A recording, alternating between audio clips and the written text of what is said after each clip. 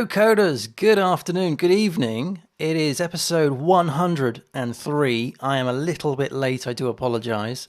It is the 27th of May, and as always, this is live. So if you've got any comments, questions, queries, or suggestions, then do let me know in the comment chatty boxy thing. So today we're going to be talking about upgrading to PHP 8, because that's what we've done. That's what I've done on the How to Code Well website. That's what I've done recently. And I wanted to talk about the process and the challenges and the things I had to fix when doing that.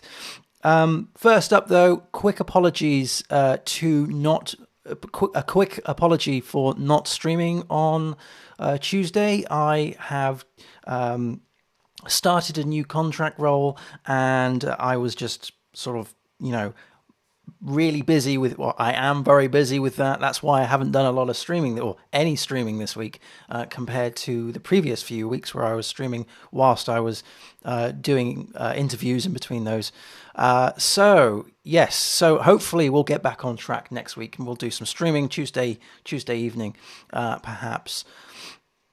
So, upgrading to PHP 8. Now, this wasn't on the roadmap for 2021.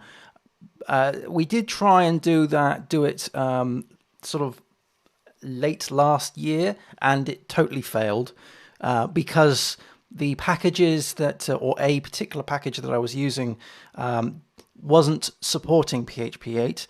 I won't go into details, but because I've discussed it all before. But essentially, I ended up moving to Symfony 5.2, and I discovered a lot of things that I was using the old packages for were already being used or created and there for me in the latest Symfony versions around authentication.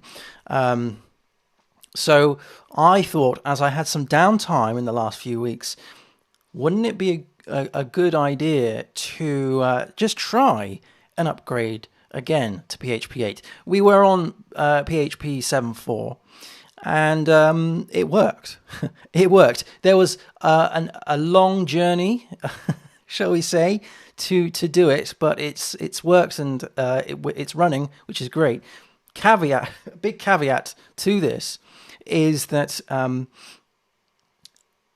the site is still in development. So it's still in dev mode, it's not live. So the live site is actually still on Gatsby. So it's still a static site. I'm talking about howtocodewell.net. But the site that I'm developing, when I develop it live on Twitch and on YouTube, that is now running PHP 8. And this is the process. This is that process. First of all, though, it is a Thursday evening, so cheers everybody. We made it. I'm drinking Camden Pale Ale. That one's been in the fridge for a good few weeks. Nice and cold, just the way I like it. So, okay, the process. Today I'm going to talk about the process of upgrading from 7.4 to 8.06. The problems and issues that I faced and the solutions that I came up with. I've broken this down into 4 sections. So the first section is the process, the pre-upgrade. And then section 2 is upgrade. Section 3 is the alterations. And then the last one is post-upgrade.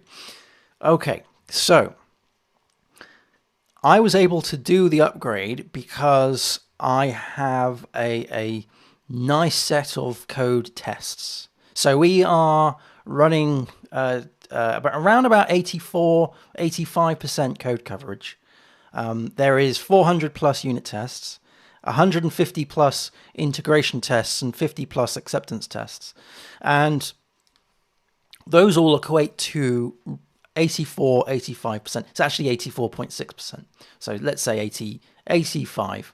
Now, I'm not a massive fan of high code coverage. I mean, it's great to have high code coverage, sure, but chasing high code coverage can lead you down a path where you end up just writing tests for test's sake, and also the tests at the end, the last few percentages, for instance, they're really difficult because it's the 80-20 rule. So the first 80%, or the first, I don't know, 50%, let's say, they're really low-hanging fruit. So you're just testing very small things.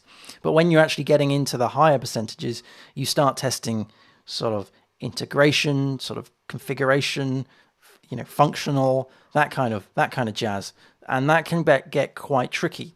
So what I'm saying is the last 20% is often the hardest, then the first 80. So when I see this 84.6%, I don't see that as any kind of good thing. I just see that as this is the amount of lines we've covered, and yet we have nearly 15% uncovered. But that 15% is probably really tricky, and I know it's really tricky because I can see the risk analysis of that code. But I chose anyway I thought it was a safe thing to do because I was able to, it was still in development, so I'm not going to ruin anybody's day by pushing this live because it isn't live, and also B, because the last 15% were things that I could actually capture by actually clicking through the pages.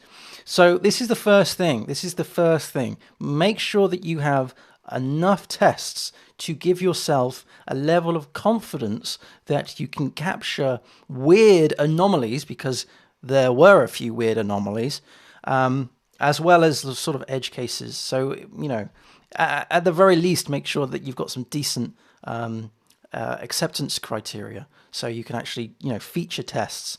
I've been reading a lot about BDD and how to write nicely well-formed acceptance tests, features, scenarios, and Gherkin, that kind of thing.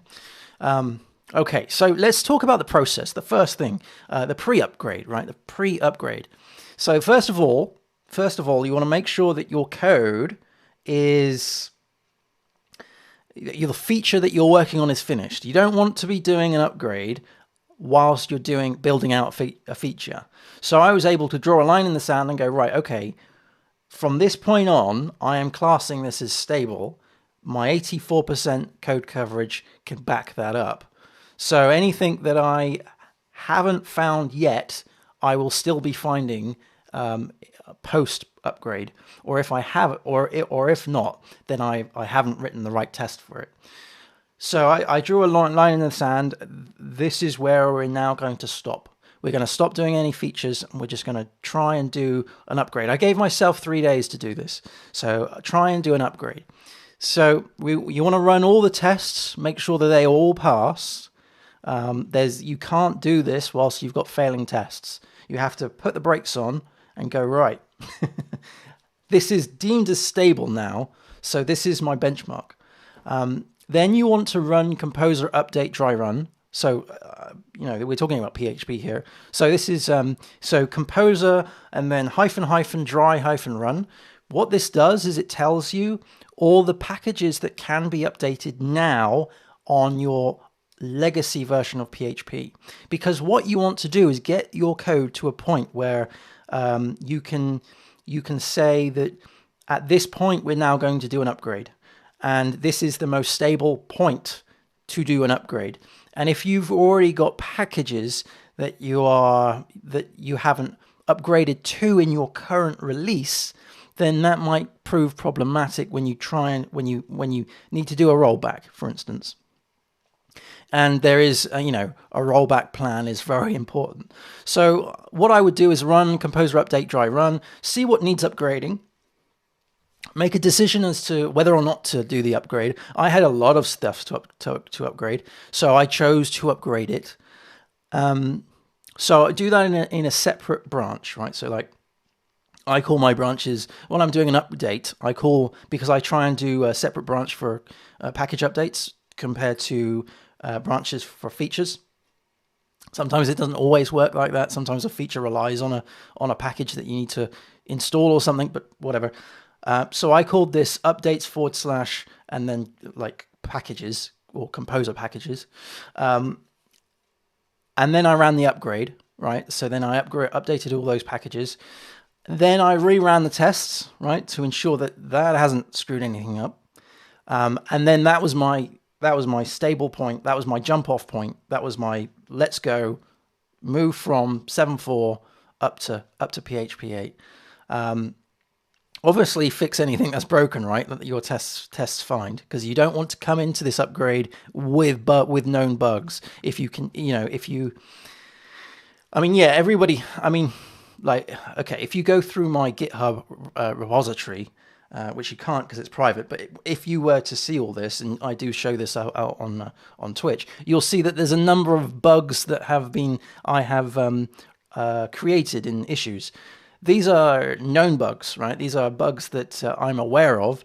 I'm not fixing right now because perhaps I've deemed them as they should go into the backlog, but they're known to me, right? So they should. I know that they'll go from PHP 7.4 to 8 because I haven't fixed them.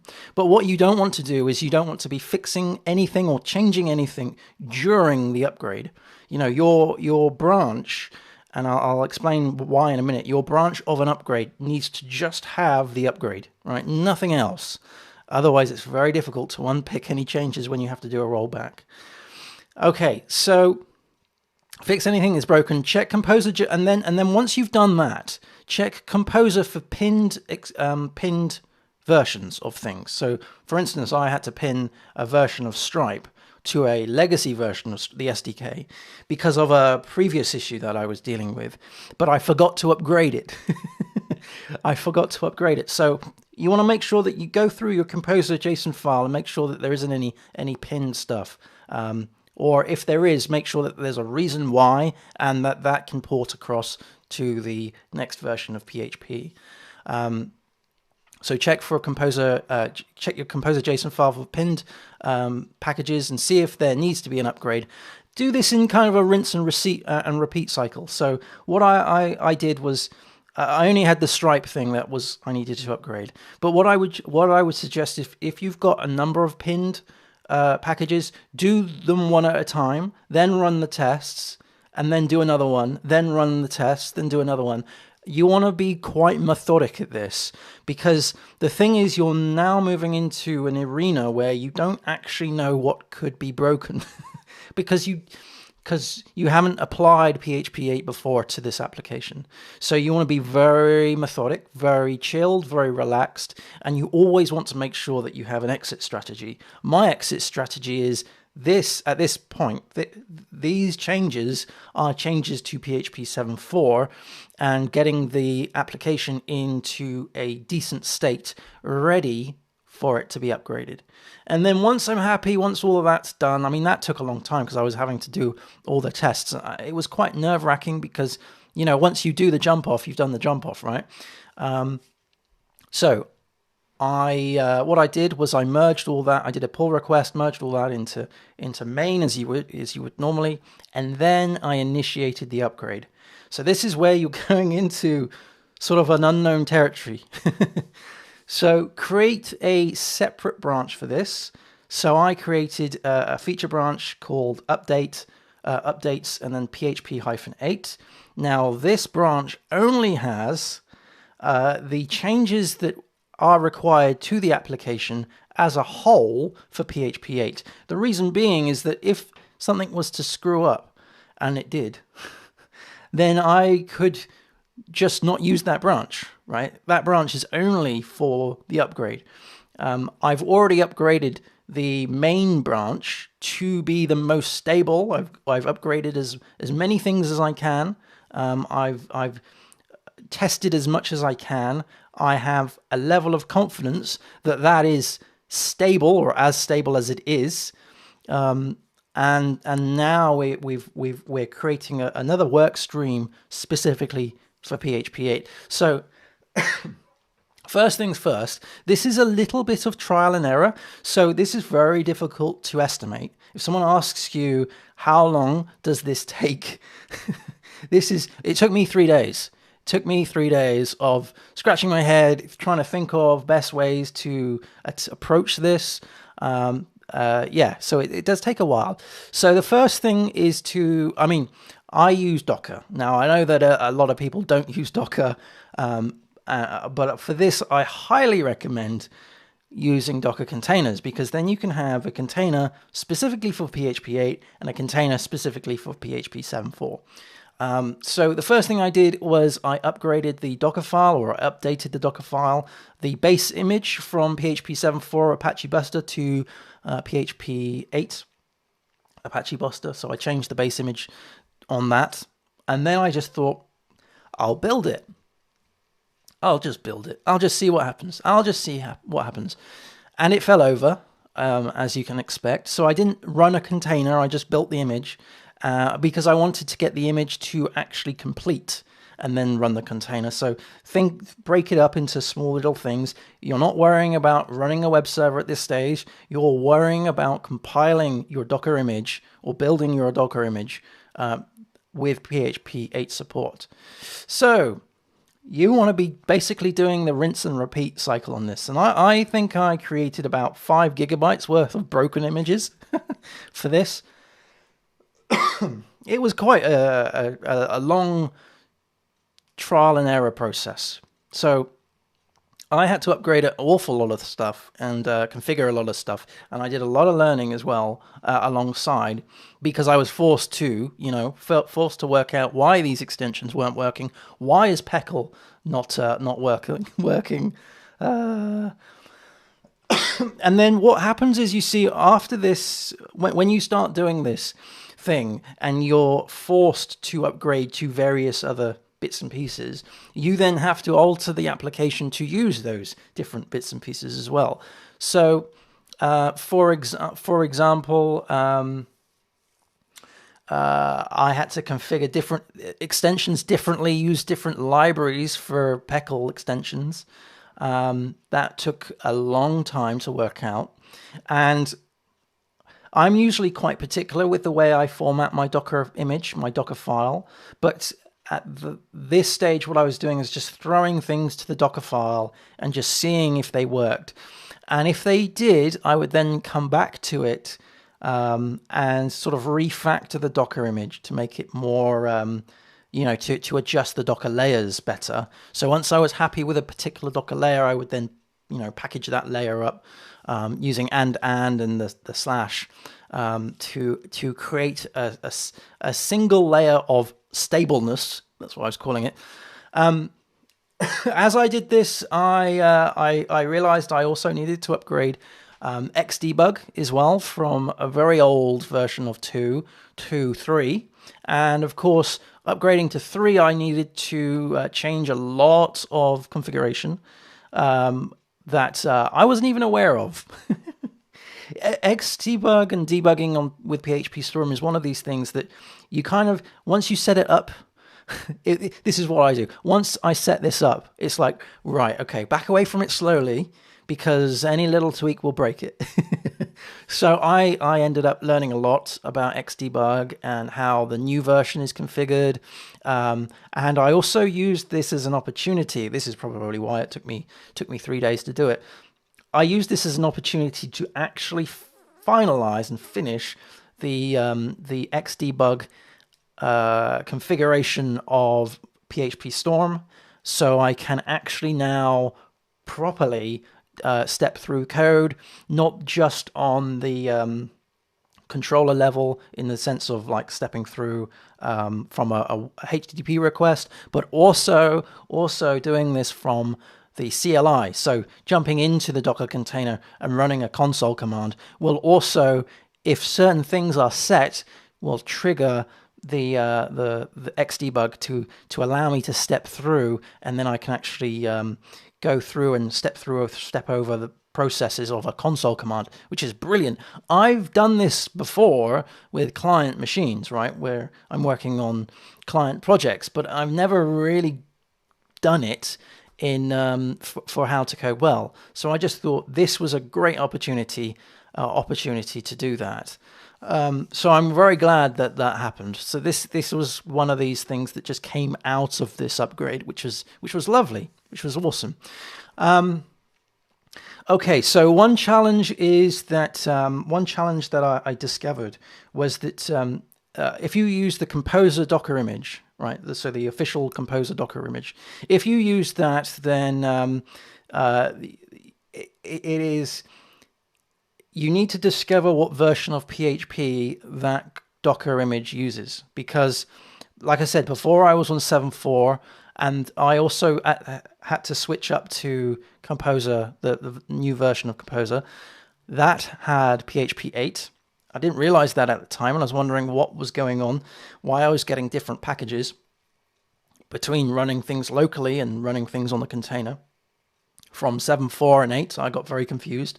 And what I did was I went to the Docker Hub, and I was looking through the Docker file, the tags of Composer, and I was identifying which Composer tag was using which PHP version. And then I also discovered that when I run Composer, I was doing it with what's the thing? It was it's not no scripts. There's another one. There's another ignore argument, and I can't remember what it was now, but it was ignoring platform requirements, I think it was, and I shouldn't have been doing that. I shouldn't have been ignoring platform requirements in the Docker image, because you see, if you start ignoring platform requirements, then you start ignoring your extensions, you start ignoring the version of PHP and other things like that, which during this upgrade got quite tricky. So what I ended up doing is I actually built a separate Docker image that was using the Composer of certain versions of PHP as a base image. So I was extending that image, and I've created one for PHP 7.4 and one for PHP 8. These are open source if anybody wants to care to use them. But these Docker images mimic, well, they not mimic, they include the same extensions that the main How to Code Well Docker image uses, which means that I don't have to ignore the platform requirements anymore. I can just use that in multi-stage builds in Docker. So I would do from how to code well / composer : PHP 7.4 or PHP 8, and that image that I was pulling from was had the same extensions as my the How to Code Well Docker image, which meant I was able to do all the things, do the install, do the upgrade of packages, knowing that I had a one-to-one of the extensions, so I didn't have to ignore any platform requirements. It was nice and transparent. So if there was any issues on one, I would see it on the other, that kind of stuff. Okay, so that process took a long time. It took a very long time to rinse and repeat and actually get it to a point where the Docker image was building. Once you have the Docker image built, and I'll just have a drink of beer, but once you have the Docker image built, it's time to run those containers. And oh boy, did they not want to run. So, once the containers started once I started running Docker Compose up -d, I was getting all sorts of problems.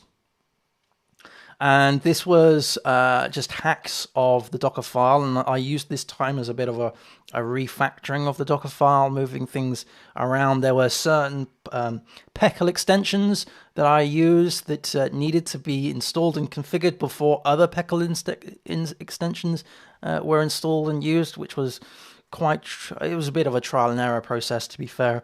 Once I got the Docker Compose, the Docker container to actually run, it was then time to run Composer upgrade dry run, update dry run again, because now we've got to a point where the Docker image is now running PHP 8. It's got to a point where a container is being spun up, and I could do a HTTP access or a curl request to the page to actually see that the thing is coming back.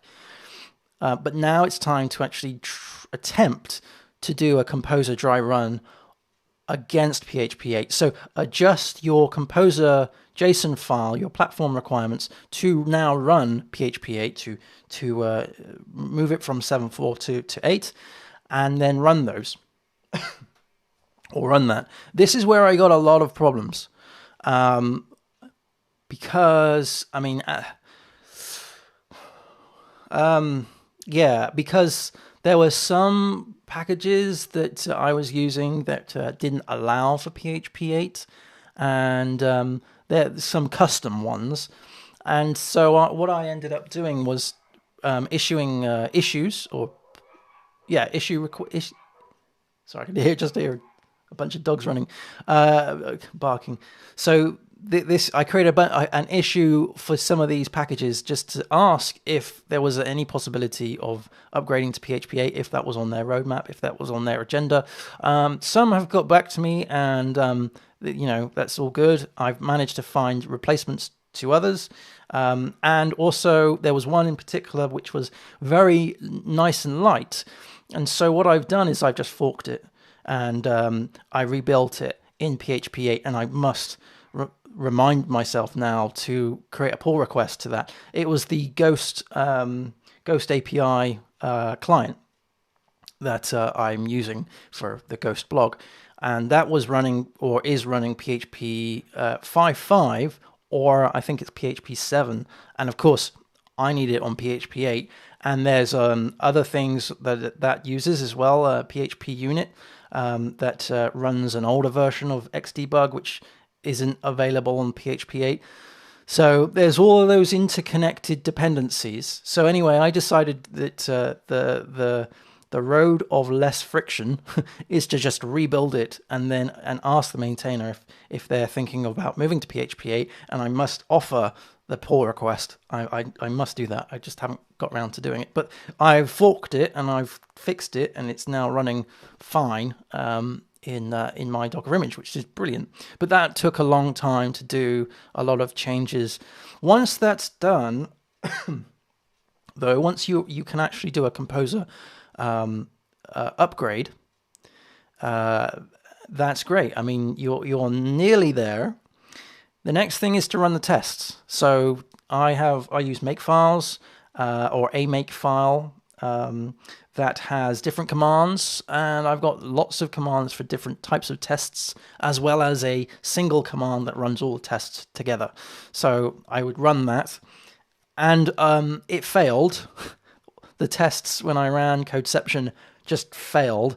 And this is an interesting one because there is a difference between PHP 7 and 8 in the way, I think it's a reflection method, I believe, and it's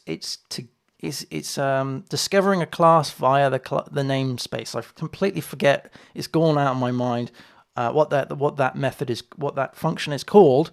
But they've changed the arguments from not needing to have any. They've changed the requirements from allowing a null to requiring an actual string that represents a class. And there was a bug that I just didn't realize in my Codeception configuration. One of the namespaces was wrong. And obviously, back in the 7.4 days, it was just skipping over this because it was just providing null because it couldn't find the class. So it was just providing null to this function. Now they've changed the function. I must just remember what that was, what the function name, get class methods or something like that. Anyway, so after this upgrade, the make tests, which did the Codeception run, this obviously put those namespaces into that function, and that particular one fell over. Now, there wasn't any easy way for me to actually discover what was the class that was causing this, because when I opened up the configuration, it just looked fine. And of course, I hadn't seen this before.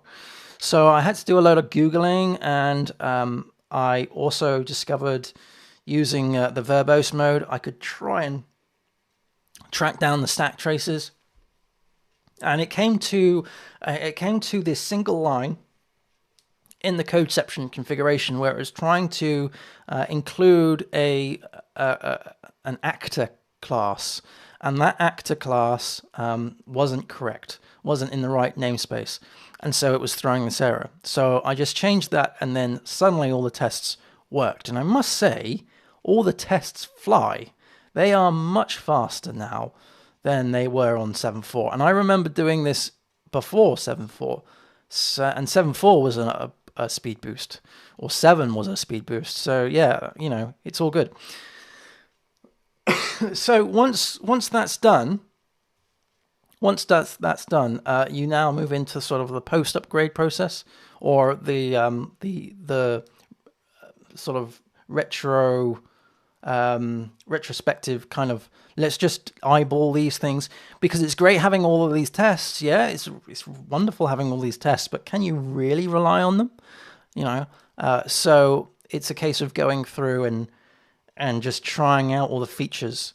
And at this stage, this was an interesting sort of thing for me, because at this stage I was finding a number of bugs that did exist on PHP 7.4 that weren't anything to do with the upgrade, but I was just finding them. They were just there. It's just something that I hadn't documented before, and it shows that my acceptance tests are not good enough.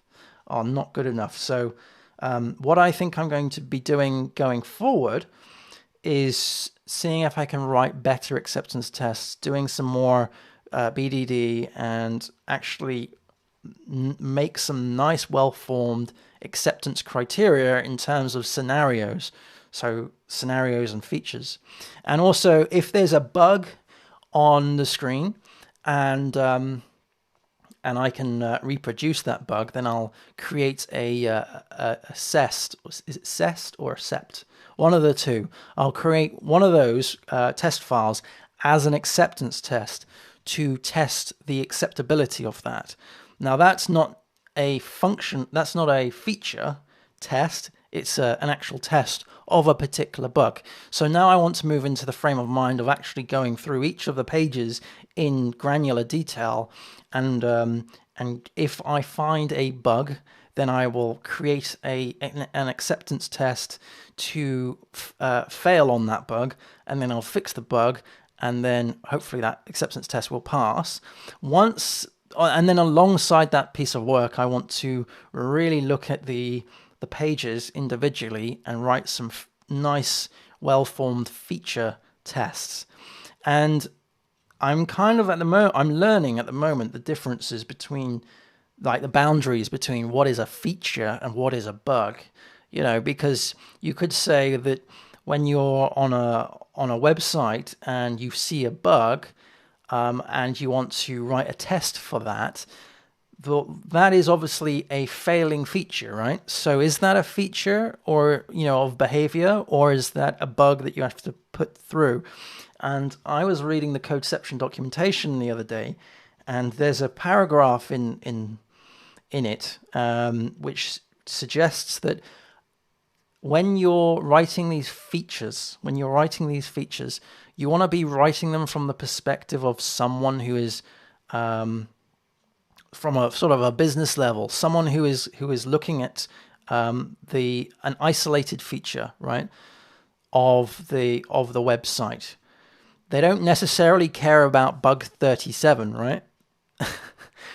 They care about, can a user go to this page and do the thing that they want to do, right?